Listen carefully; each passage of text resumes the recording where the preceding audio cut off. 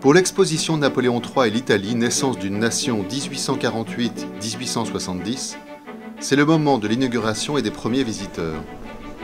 Pour le musée de l'armée, c'est aussi l'occasion d'affirmer sa place dans le concert des plus grands musées français.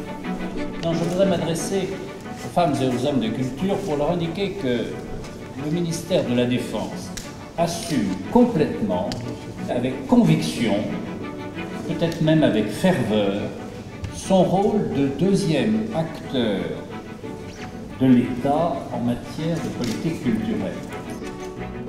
Je suis aux ordres. Voilà, je veille. Donc l'exposition couvre la période qui va de 1848 à 1870.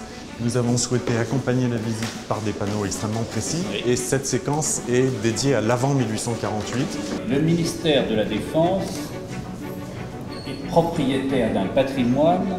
Il a le devoir de le faire connaître, de le faire vivre et de le mettre au service d'une vocation qui nous est toute particulière, qui est de transmettre ces éléments forts qui sont autant de rendez-vous de l'histoire de notre pays. Le rapprochement entre dessin et gravure vous intéressait. C'est un dessin de Raphaël, ce sont des études anatomiques, et il l'a ensuite transposé. Ça, c'est remarquable.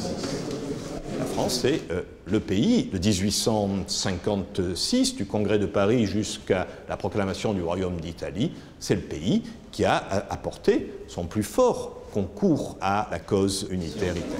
Alors, la section suivante, ce sont des photographies du musée de l'armée, d'autres des photographies de la maison Alinari que M. De Polo nous a très généreusement prêtées. Et c'est l'invention du journalisme de guerre. Il faut dire que la qualité et la variété des prêteurs donnent une envergure de tout point de vue, peinture, dessin, les dioramas extraordinaires de la ville de Rome et les photographies qui donnent un aperçu extraordinaire sur l'histoire. Quelques exemples de photographies prêtées en l'occurrence par Rouen, de Méhédin, qui représentent le pont.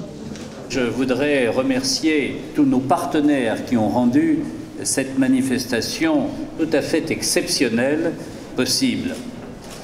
Nos partenaires italiens, naturellement, et je saluerai l'ambassadeur de la République d'Italie. J'aurai cependant un mot pour le groupe Alinari, puisqu'il est très associé à cette manifestation. Permettez-moi d'avoir également un mot très amical pour Michel Lucas et pour le CIC, qui a fait le choix d'être partenaire du musée de l'armée pour cette exposition tout à fait exceptionnelle. Ce que j'ai trouvé merveilleux, c'est le côté didactique de cette exposition.